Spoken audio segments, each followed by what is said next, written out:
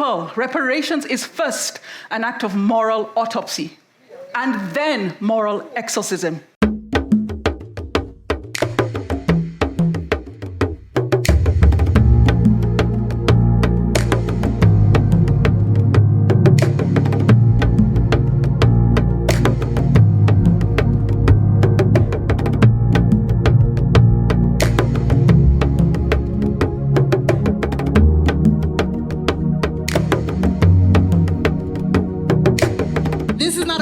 It's a festival. And Wakati Wetu is not just the name of a festival, but it's a declaration. It's a reminder that our time is now. This festival reminds us all that justice is not only wielded in courtrooms or legislated in halls of power. It is a living, breathing process cultivated in spaces where communities gather to create, to dance, to sing, and to embody the very principles of reparative justice. Please have fun and enjoy the beautiful place, which is the land of the Maasai people. Now, this festival was brought about with the aspirations and intention to socialize reparative justice in Africa. There have been a lot of conversations around reparations over decades. But most of these conversations have been held in confined spaces with policymakers, with government officials, with NGOs. We wanted to ensure that the conversation that we are now having is a conversation of the people, for the people, and by the people. So it has to be in spaces that are open, that are not bureaucratic, in spaces that are not high level in the sense that they will prevent people from understanding what reparations mean.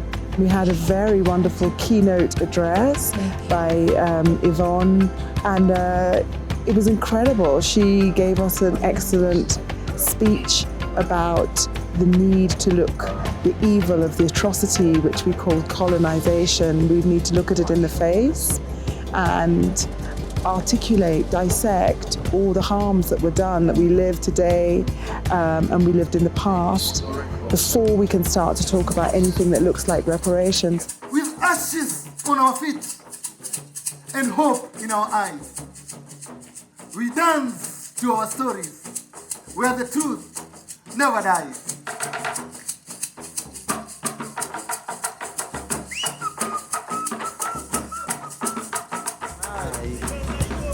Nice.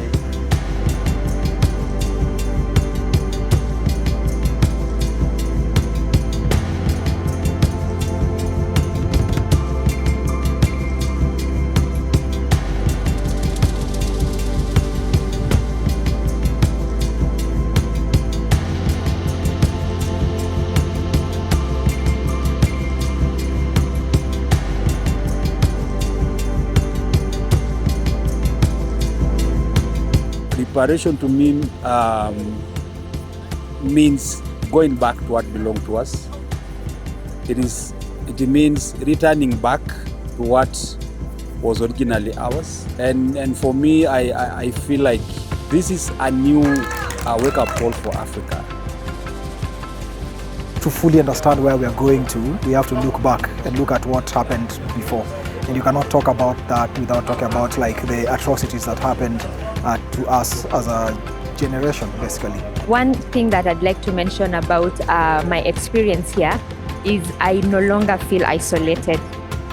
Creating content online about African history it can be isolating because I interact with people in the comment section. Sometimes I feel like there's no one on the ground. We're all online, we're talking about history, yes, but nothing is happening. Being here brings me a lot of joy because I've interacted with so many people who are actually doing tangible work on the ground. So I feel like this is a cause that we need to keep doing, we need to keep pushing, we need to keep reclaiming our narratives, and ultimately Africa as a continent is going to move forward.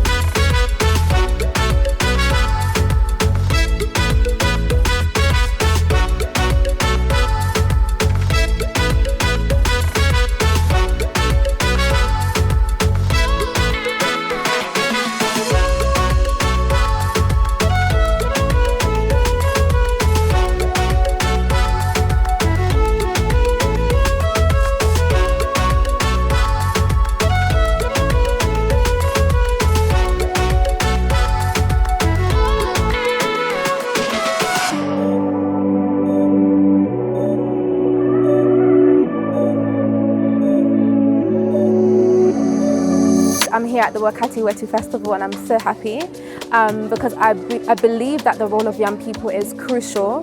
We are, quote unquote, the future. It's such a cheesy line, but it's the fact that we understand the systems now. So for us, reparatory justice as young people is not just about looking back to the past, it's also about what do our futures look like, why do they matter?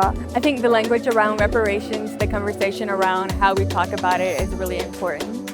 And then how it should be seen as holistic, not just thinking about economic compensation, but also how we think about arts and culture and education and theology and how all of those things play a part in achieving reparations. As was introduced, there are people from 20 nations here. Sometimes, this could be the African Union of the arts. This could be the African Union of articulating this particular grief and saying that we realize it's happening over there, and over there, and over there. So we're like, are we related by grief? Are we acquaintances by grief? And if it is so that we are all seeking the same thing, it only makes sense for us to come together.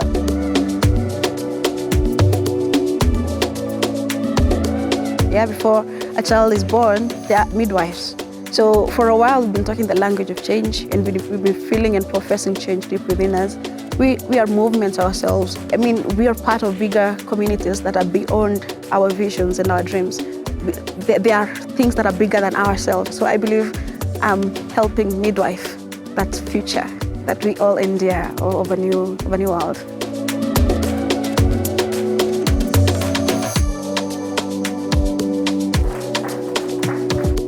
I think there are multiple elements that we can consider as a win.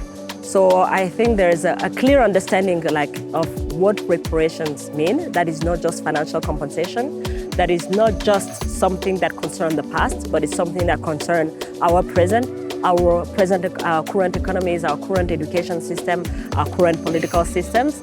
So that clear understanding of what reparations is about. And the second thing is to build solidarity, mechanism, solidarity, structural solidarity across the continent and the diaspora, but also across sectors. And this is what we've been trying also in this festival to do, to bring people from all over the world, more than 20 countries, in Africa, but across the global diaspora, but also people from different sectors, arts and culture, scholars, activists, policymakers. So strengthening the solidarity among these different actors and increase the understanding of what reparations means. You cannot change oppression by a system of racial capitalism without having a system of empowerment.